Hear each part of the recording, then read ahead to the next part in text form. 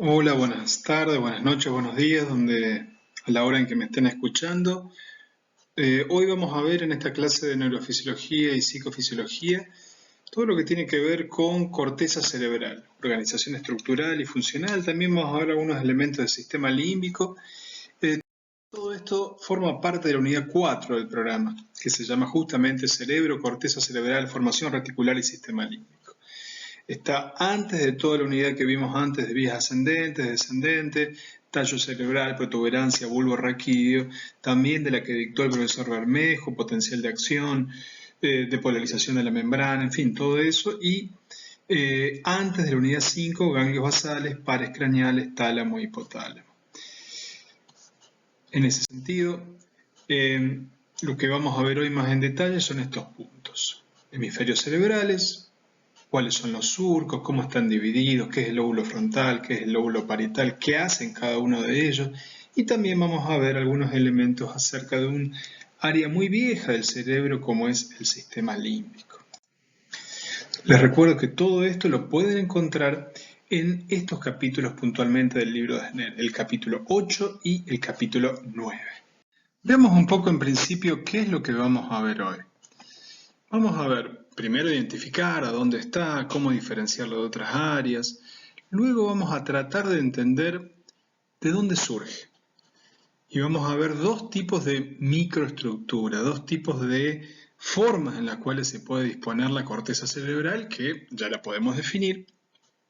Es esa especie de alfombra de sección horizontal y vertical, compuesta primordialmente de materia gris, que recubre al cerebro, recubre al telencéfalo, recubre la parte más externa del sistema nervioso central y más craneal, más superior, que es lo que en última instancia llamamos cerebro.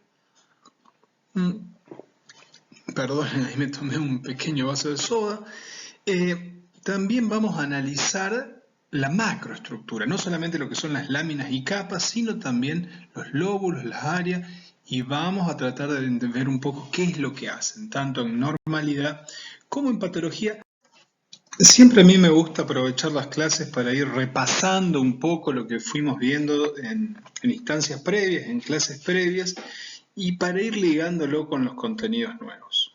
Lo que están viendo ahí es la unión de espermatozoide y óvulo, es decir, el cigoto, el huevo cigoto, en este caso no de humano, sino de otra especie, de un sapo, sí, pero representa el primer elemento vivo luego de la unión de papá sapo y mamá sapo, ¿sí? Y ahí dice antes del clivaje. El clivaje en este punto en particular es ese proceso por el cual esta primer célula originaria, conformada a partir de estos dos elementos, de espermatozoide y de huevo, se va a transformar en múltiples células, es decir, pasa por una etapa en la cual son dos células, después son 4, 16 y 64 y así sucesivamente. Un elemento importante, luego que se da este primer clivaje, es que todas las células son exactamente iguales una a la otra, es decir, no hay diferentes tipos de tejidos. Como estamos viendo ahí en la imagen, ¿hay cuántas habrá? No sé, 32 células, cada una es exactamente igual a la otra, lo que quiere decir que las células se reproducen, se dividen entre sí, pero no expresan su contenido génico ni expresan una diferenciación entre ellas. Eso va a ir cambiando rápidamente. Este es el periodo de la blástula. La blástula es esa especie, es cuando la célula originaria toma esa forma de pelota de fútbol hueca, de fútbol, de rugby, de básquet, de lo que le gusta a usted, de tenis, hueca, ¿sí? Y el medio está hueco y ahí estaba diciendo que no expresan una diferenciación entre ellas las células puntualmente. Este no es el caso del próximo estadio de esto, que es cuando se da el proceso de gastrulación. Justo antes de que se dé el proceso de gastrulación, que es un proceso por el cual una partecita de la membrana más externa se va metiendo para adentro, se invagina, es como una bolsa que se va metiendo para adentro.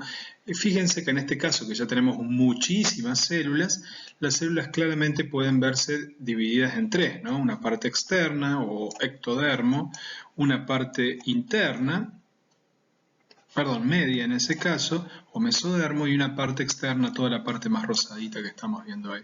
Y aquí es donde se va a dar el proceso de gastrulación o invaginación que hablábamos antes.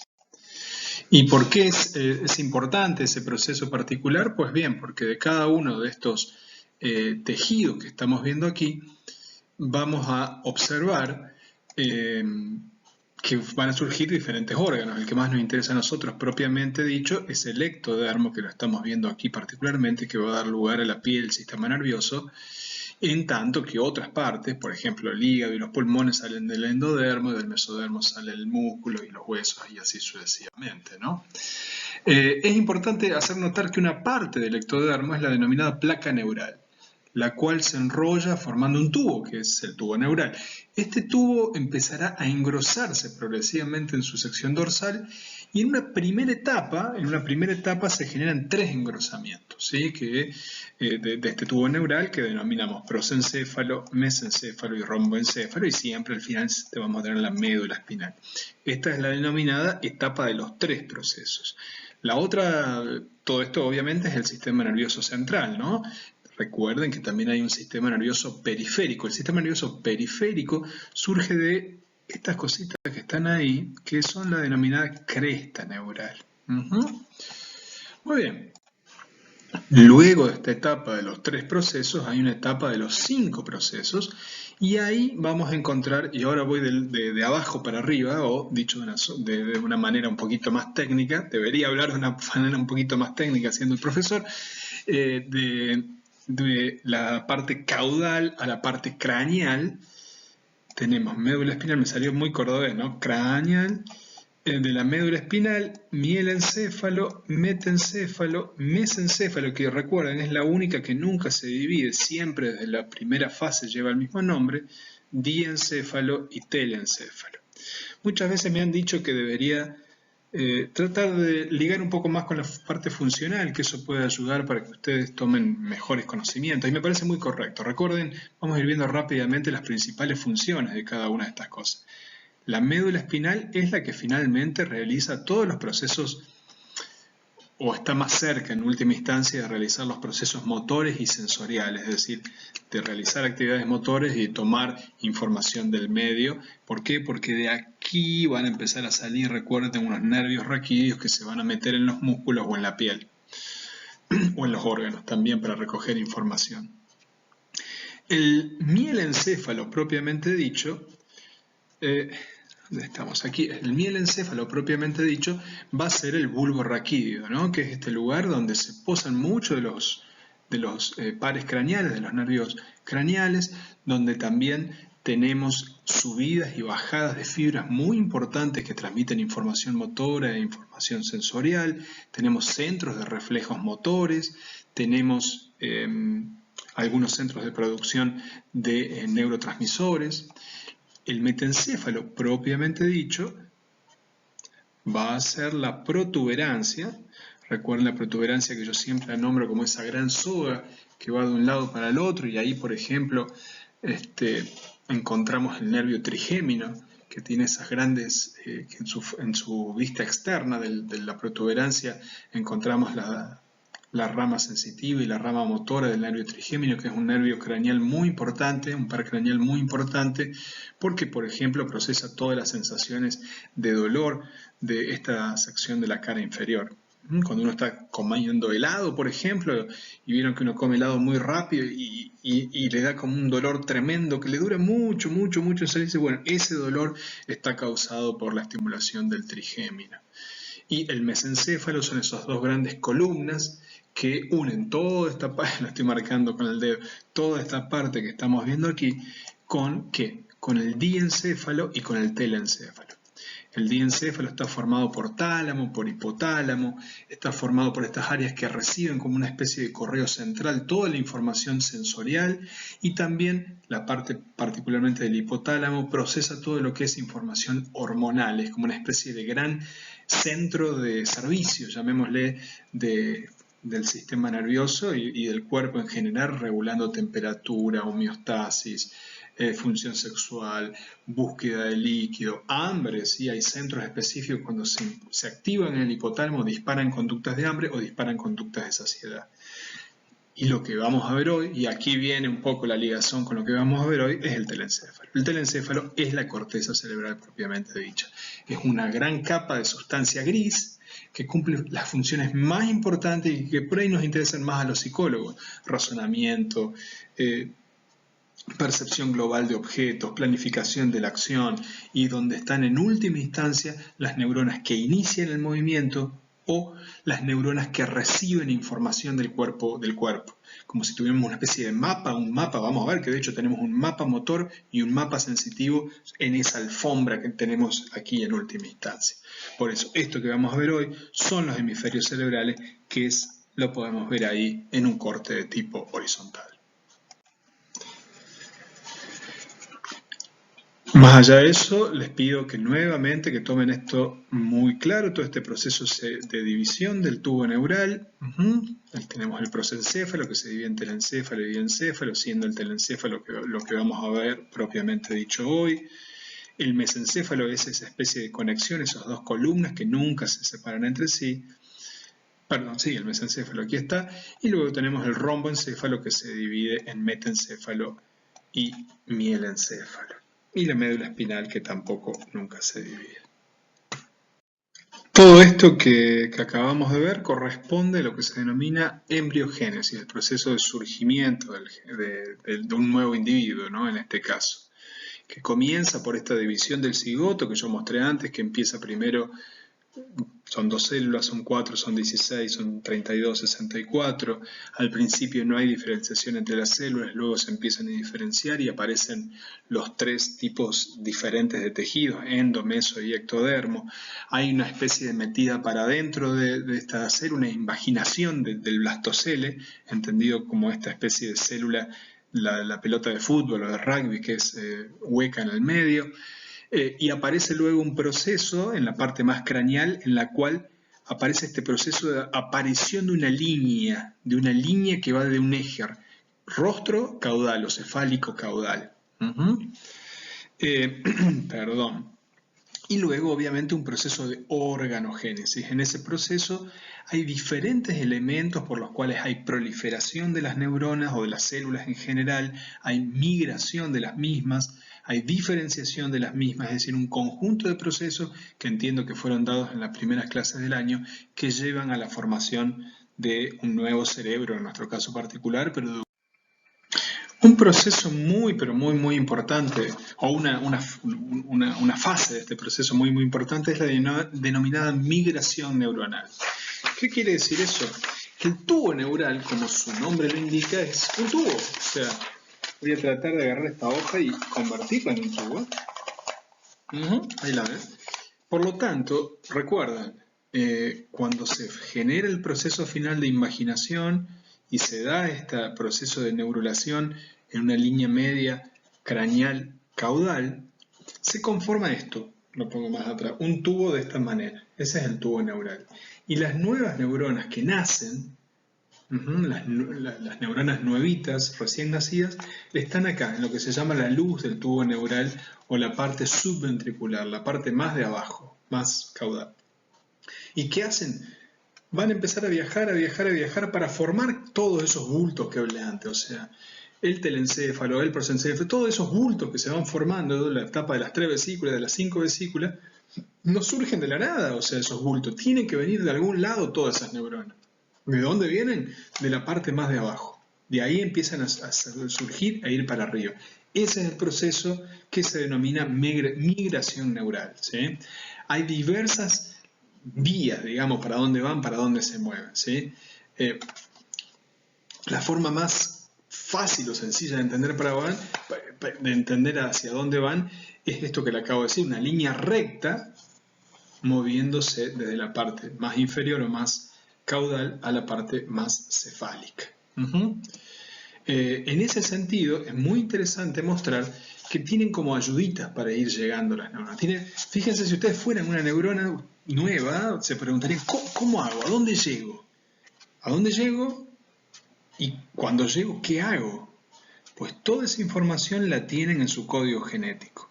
El código genético es igual para todas las células, pero se expresa de manera diferencial. Hay factores que le dicen, vos tenés que expresarte y formar una célula del hígado, vos tenés que formar un ojo y vos tenés que armar una corteza cerebral y tenés que llegar a tal parte del tubo neural.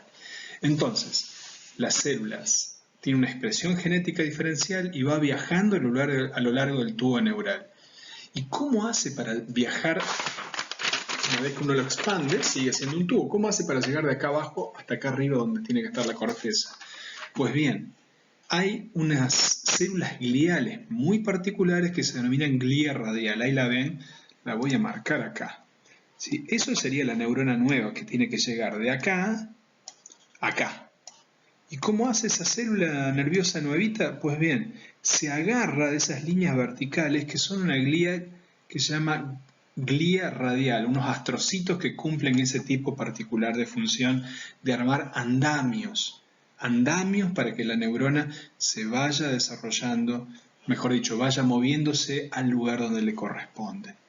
Y ahí hay varias proteínas ahí que le van diciendo, que se llaman semaforinas algunas, que le van diciendo a la neurona, seguí, parate, en fin, que van marcando un poco su desarrollo.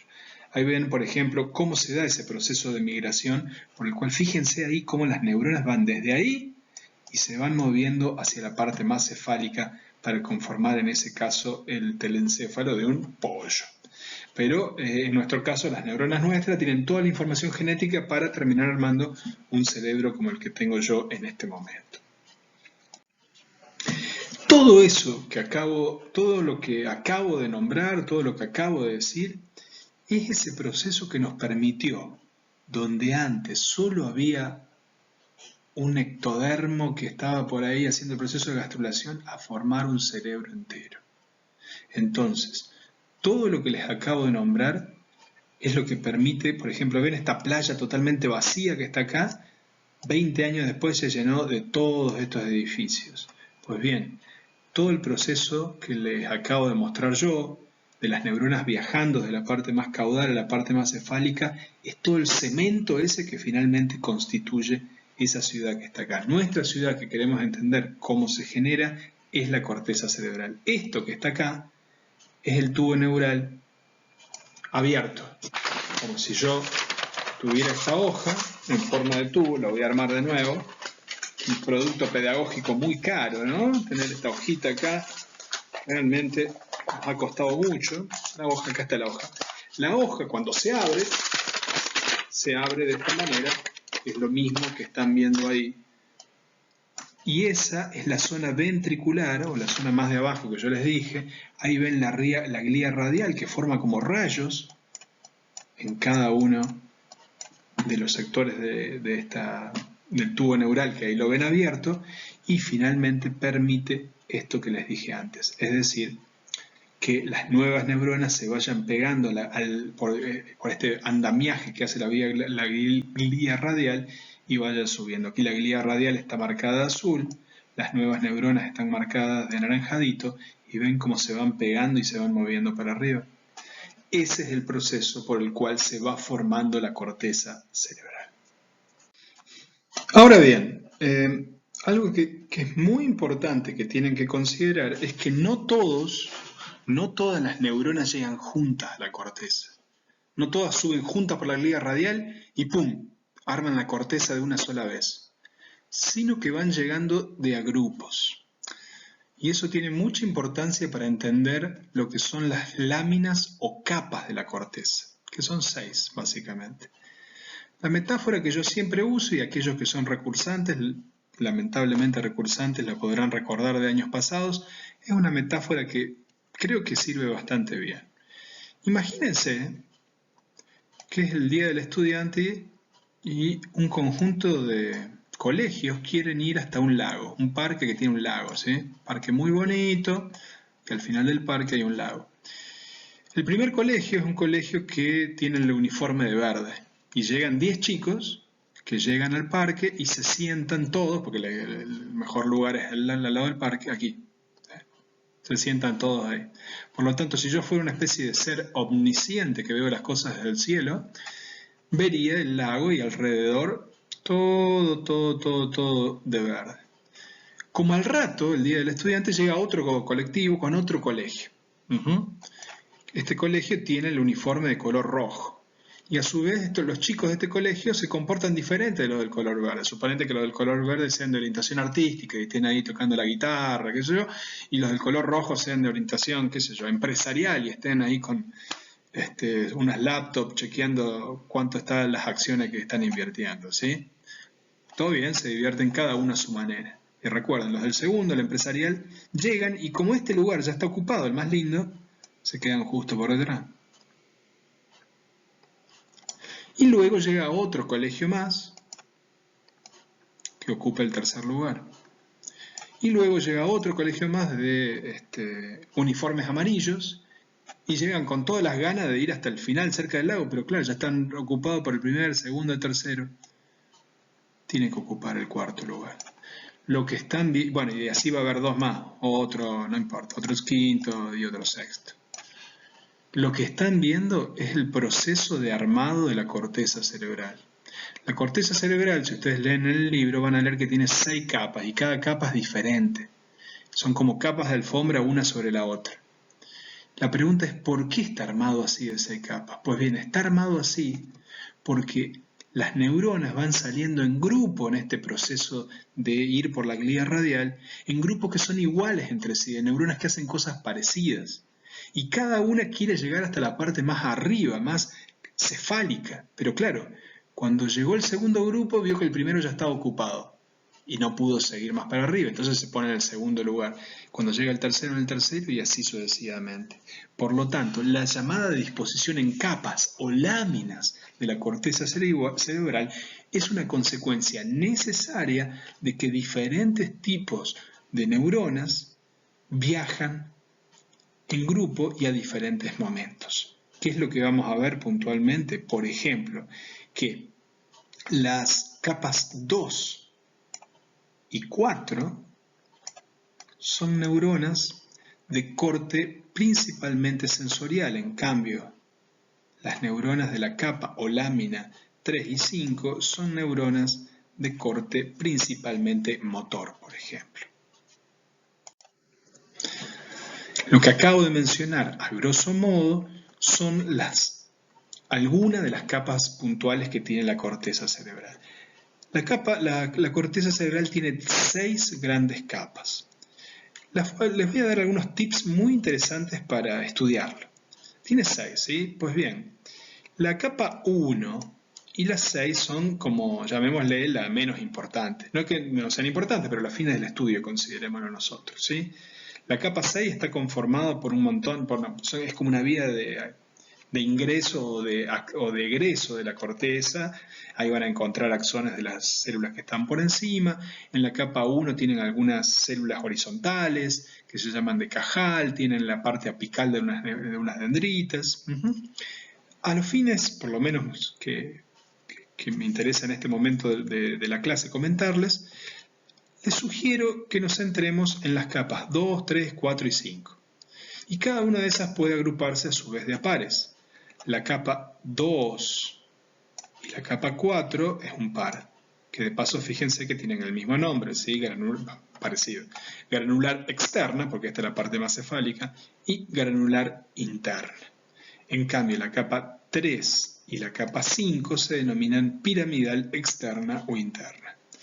Las células granulares son unas células muy chiquititas, de esas así, como una pequeña estrellita, llamémosle, y son células muy relevantes para los procesos sensoriales.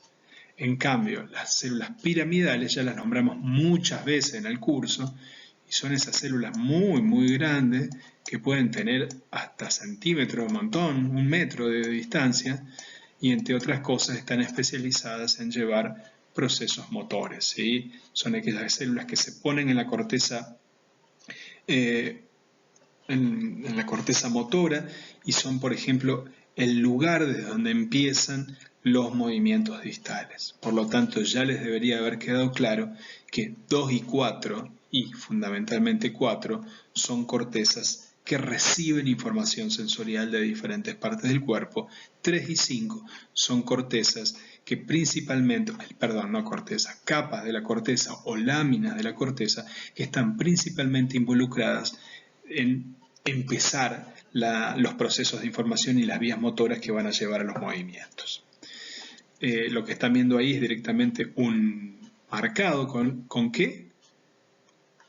Con algunas tinciones que ustedes ya deberían conocer, que son las tinciones de Nissl y las tinciones de Golgi, que tiñen particularmente toda la neurona entera, que es Golgi, o solo los cuerpos, que es Nissl. ¿Y qué nos permite encontrar esto? O sea, una buena pregunta es, bueno, tenemos 6 capas, ¿verdad? ¿Estarán las 6 capas iguales distribuidas en todo el cerebro?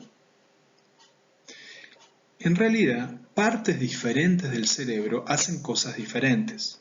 Hay partes del cerebro donde estamos más especializados, el cerebro se especializa más en generar o en empezar los movimientos. Y hay partes del cerebro que se especializan más en recibir información sensorial.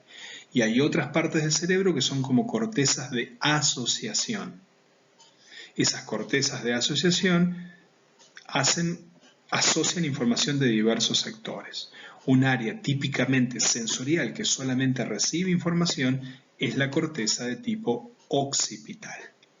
La corteza occipital está aquí. Y si vemos en este corte que estamos viendo aquí las 6 capas, vamos a ver que las capas no están distribuidas de manera homogénea. La capa 4 del área occipital es enorme. En cambio, la capa 5 es muy chiquitita. ¿Qué es lo que hace la corteza occipital? La corteza occipital, como ya les dije, procesa información visual. Hay partes de la corteza visual que hacen cosas como distinguir si un estímulo es vertical u horizontal o en el medio. O si es un redondel o no es un redondel. Pero de ninguna manera la corteza occipital participa en que yo mueva y cierre mi mano o contraiga un músculo. Por lo tanto, fíjense que tiene sentido que la capa 5 sea casi inexistente.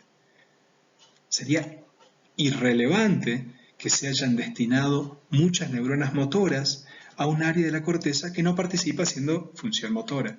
Por lo tanto, la corteza occipital es un típico caso de corteza heterotípica. Las cortezas heterotípicas son aquellas donde no hay una distribución homogénea de las 6 capas. O hay algunas de capas que ni siquiera existen, o son muy chiquititas respecto al resto, como vemos en este caso particular de la capa 5. Ahora bien, lo que estamos viendo aquí es la corteza, ¿verdad? Ya distinguimos el lóbulo occipital. Esto que estamos viendo aquí, así que lo estoy marcando, es la cisura central o de Rolando, que nos divide lóbulo frontal para aquí, y lóbulo parietal para aquí. Todo esto que estamos viendo aquí se denomina la corteza o el lóbulo precentral o corteza motora ascendente. En la corteza motora ascendente hay un mapa de nuestro cuerpo donde diferentes partes de esa corteza están encargadas de empezar los movimientos distales de diferentes partes del cuerpo, de nuestras manos, de nuestro torso, de nuestras piernas y así sucesivamente. Sería algo así como el opuesto de esa corteza occipital. Acá casi que no hay procesamiento sensorial. Fíjense lo chiquitita que es la capa 4. En cambio, la capa 5, que dijimos que era la capa 5, la capa piramidal, es enorme. Esta también es una corteza heterotípica, pero en este caso es una corteza heterotípica con predominio de células piramidales. Por detrás de Rolando hay una corteza parietal, la circunvolución postcentral ascendente, que es la que se ocupa de recibir toda la información sensorial y conformar un mapa somatotópico o sensorial de nuestro cuerpo. Ahí hay lo que se conoce como el homúnculo sensorial. Hay partes de esta, lo voy a marcar en verde. Bueno, no me marca verde, a ver ahí está. De esta sección de la corteza, que lo único que hacen es recibir información de las manos, otro de la cara, otro de la espalda y así sucesivamente. Recibir información de tacto, de vibración, etc. Fíjense que en ese sector, de nuevo, la corteza, aquí, bueno, aquí no la tenemos puntualmente, pero en esa también, o sea, no tenemos un dibujito de las 6 capas propiamente dicha. Esa también va a ser heterotípica, pero en ese caso la capa 4 va a ser muy grande, la capa 2 va a ser muy grande, las capas 3 y 5 van a ser casi inexistentes. Y en general las cortezas sensoriales tienen gran predominio de células granulares, por lo tanto va a ser una corteza heterotípica granular, a diferencia de la circunvolución que está justo antes de Rolando, la precentral, esa va a ser heterotípica pero agranular, es decir, sin gránulos. Y va a haber un predominio no de las 6 capas, sino solo de algunas de ellas. Entonces, en la slide previa vimos cómo se forman las 6 capas de la corteza. Y en esta vimos cuáles son y vimos el hecho muy importante de que se distribuyen de manera heterogénea a lo largo de esa alfombra que es la corteza, que hay como diferentes partes de la corteza hacen diferentes cosas, pues bien, la organización laminar de la corteza también responde a esa heterogeneidad de funciones. Bueno, es un buen momento ahora para ver la clásica clase de corteza cerebral en la cual uno distribuye los diferentes lóbulos, las cisuras o surcos también denominados, ¿sí? Primero de todo es importante entender qué es esto que están viendo aquí. Esto es el telencéfalo propiamente dicho, que es un conjunto de sustancia gris que hace las funciones más importantes: calcular, razonar, planificar a futuro, emitir las señales motoras, recibir las señales sensoriales. Hace todo eso y como era tan importante, se hizo muy grande. Y como era tan grande, lo tuvimos que achatar. Es como una hoja. Justo ahora no prendí la cámara, pero en la próxima slide lo voy a hacer. Es como si a la hoja que es el telencéfalo, una hoja plana, la tuvimos que achatar. Y en ese achatadito se formaron esos picos, y esas montañas y esos valles. ¿Sí?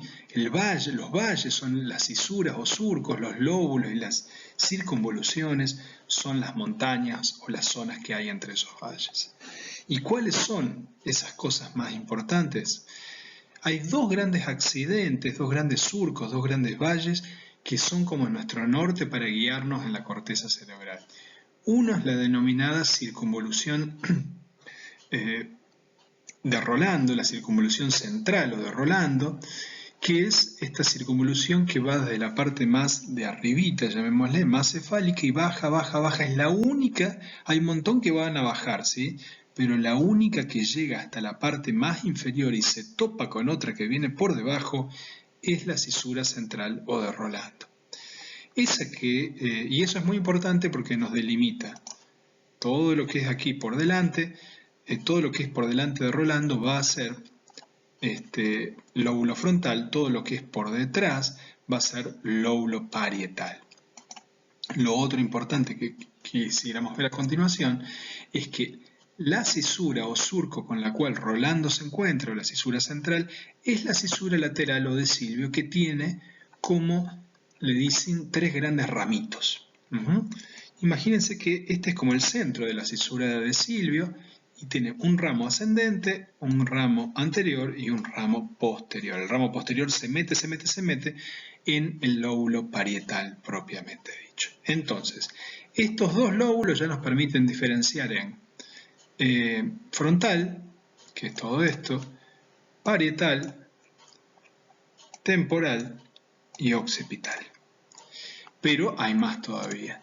Sugiero que a continuación nos fijémonos en dos primos o primas que tiene la circunvolución de Rolando. Una que está por delante de Rolando, o de la cisura central, y una que está por detrás de Rolando o de la cisura central de Rolando. La que está antes se denomina justamente cisura precentral o surco precentral o prerolándica, y la que está por detrás, deben ya saber cuál es poscentral o posrolándica. Y por lo tanto, esto que queda justo al medio, aquí, es una circunvolución muy importante, que es la circunvolución frontal ascendente o circunvolución precentral. Esa es muy importante porque es la que contiene las neuronas piramidales que inician el movimiento y están dispuestas de una manera que no es al azar, sino que representan diferentes partes del cuerpo, en el sentido que en la parte más cefálica tenemos los genitales, los pies, las piernas, y a medida que nos movemos para acá tenemos el torso, y en la parte más inferior, ya en la cual se junta con la cisura lateral o de Silvio, aquí tenemos neuronas que se encargan, por ejemplo, de manejar la musculatura de la boca que nos permiten hacer los movimientos que llevan al lenguaje. En cambio, de Rolando para atrás tenemos la circunvolución parietal ascendente, todo esto que estoy marcando ahí con puntitos ahora, y esa tiene un mapa sensorial de nuestro cuerpo. Hay diferentes neuronas que se encargan de recibir información de los pies, de las manos, y así sucesivamente. Y también es invertida, es decir, en la parte más cefálica tenemos las piernas, los pies, los genitales, y a medida que seguimos tenemos la cabeza. Es decir, ahí es donde en última instancia el tálamo termina mandando información acerca de la somatosensorialidad que nos llega desde el mundo exterior.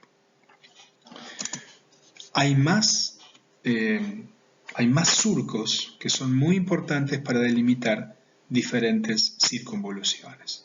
Tenemos surco frontal superior y un surco frontal inferior que nos delimita 3 circunvoluciones frontales: superior, medio, esta es la superior, la media y la inferior. También tenemos 2 surcos temporales superior e inferior que nos delimitan circunvolución temporal superior, media e inferior. Y finalmente tenemos un surco intraparietal, que es como una especie de un surco que empieza justo ahí al ladito de la circunvolución parietal ascendente y se mete por todo el lóbulo parietal y nos delimita 2 lóbulos parietales, uno superior y uno inferior. Si hacemos como una especie de trazo ahí, eso nos va a quedar el polo occipital y podemos entender que es el lóbulo occipital. Ese trazo se continúa en algo que es la cisura perpendicular interna, que se va a meter por la cara interna del cerebro y efectivamente nos permite delimitar ya físicamente lo que sería el lóbulo occipital.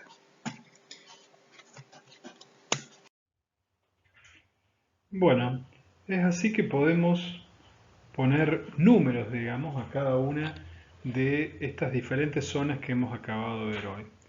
Pongamos primero el número de los lóbulos, ¿sí? Lóbulo frontal, lóbulo parietal, lóbulo temporal, con, digamos, 1, 2, 3, y lóbulo occipital, 4. Luego podemos poner los números 5 y 6 a las circunvoluciones pre y postcentral, circunvolución frontal ascendente y parietal ascendente, que dijimos que son muy relevantes porque es donde están estos mapas somatototópicos y mapas motores, el homúnculo sensorial y el homúnculo motor. Hasta ahí tenemos 6. Luego acordémonos que en el lóbulo frontal tenemos uno superior que es el 7, uno medio que es el 8 y uno inferior que es el 9, más el 10 que es el parietal superior y el 11 que es el parietal inferior. 12, 13 y 14 son los temporales, 15 es el occipital. Todos estos números son números, nada, para que nos acordemos nosotros y que repasemos, ¿no? No es que tengan una codificación particular, ni mucho menos. El occipital, como vieron, en realidad la cara externa no tiene una cisura particular que la delimite claramente. Si bien aquí hay una muy interesante que es la perpendicular interna, que, y ahora lo vamos a ver a continuación en la próxima slide, cuando la perpendicular interna se mete por adentro, por el lado interno, esto es una vista sagital, ahí sí la perpendicular interna cruza todo este sector y se encuentra con la cisura calcarina y ahí queda delimitado la cuña, que es un área del lóbulo propiamente occipital. Recordemos que hay un montón de otras áreas muy interesantes aquí en esta vista de tipo sagital.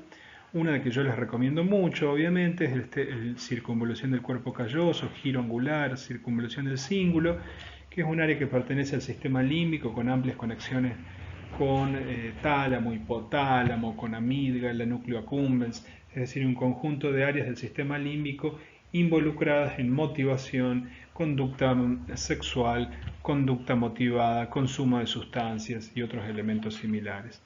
Y la circunvolución, perdón, discúlpenme, la cisura calloso marginal, que es la que está aquí, que es la que divide el cuerpo, en la circunvolución del cuerpo calloso de la corteza propiamente dicha, es toda un área que si tuviéramos un cerebro incluso de vaca en este momento, casi que lo podríamos ir desarmando y sacando por un lado toda la capita esta de corteza y toda la carpita intermedia que hay aquí, que es la circunvolución del cuerpo calloso, que está justo por encima del cuerpo calloso, que lo podemos ver en este lado. Y ahí lo estoy marcando el cuerpo calloso bien en negro. Bueno, es muy importante que recuerden este concepto de los mapas motores y sensitivos que se encuentran en la circunvolución parietal ascendente y en la circunvolución frontal ascendente a cada lado de la cisura central o de Rolando, y que tienen esta estructura por la cual está invertido, en el sentido que en la parte más caudal ahí tenemos la representación sensorial, por ejemplo, bueno, en este caso está hablando del córtex motor, es decir, las neuronas piramidales que se encargan de mover ¿qué? Los pies y las manos. Y a medida que nos movemos para arriba, vamos moviéndonos para las manos, y en la parte más caudal, más inferior, tenemos las neuronas que regulan la musculatura, por ejemplo, de la cara y de la boca. Y lo mismo pasa del lado del córtex somatotestésico, es decir, de la corteza postcentral o parietal ascendente. Y otro elemento importante es que la cantidad de corteza que se encarga, por ejemplo, de recibir información de la boca o de los labios es mucho, pero mucho más grande que aquella que se encarga de recibir información de la espalda, porque obviamente la espalda tiene muy poca representación somatotestésica. Y de la misma manera tampoco podemos mover mucho la espalda, pero sí podemos mover mucho los dedos. Por lo tanto hay mucha corteza motora para los dedos, para la boca, pero hay muy poquitita para la espalda. Es decir, la regla es que la representación de la cantidad, o sea, o la representación sensorial y motora ahí no responde a la representación real, geométrica o geográfica que tiene el cuerpo, sino a una representación funcional, de la importancia funcional que tienen esas partes del cuerpo. Y en ese sentido es muy importante notar varias cosas. Como a otras especies, a nosotros como humanos tenemos, ¿no?, esta capacidad, estoy moviendo los dedos y estoy con el pulgar cerrándolo, ustedes no me pueden ver ahora, tenemos esta capacidad para tener este dedo prensil, ¿no?, esta mano prensil ahí como una pinza que tenemos en la mano que nos permite cerrar las cosas. Pero otras especies han dado mucho, eso tenemos nosotros, y por eso es tan importante la representación que tiene la mano y particularmente el dedo pulgar. Pero en otros animales, como los gatos, por ejemplo, es mucho más relevante toda la zona perioral, es decir, las áreas motores y sensoriales de este homúnculo, de este mapa motor y sensitivo que hay en el cerebro, en realidad representan mucho, pero mucho más, qué sé yo, todos los labios, las vibrisas, que son como esos bigotitos que le salen a los gatos para poder moverse. El mapa sensorial funcional está mucho más representando eso. ¿Por qué? Porque lo necesitan, ¿sí? De la misma manera, nuestro mapa sensorial no tiene una cola, porque no tenemos cola. Sin embargo, el mono sí tiene una cola representada y tiene mucho menos representado el pulgar y la mano que nosotros, que la hemos utilizado como herramienta.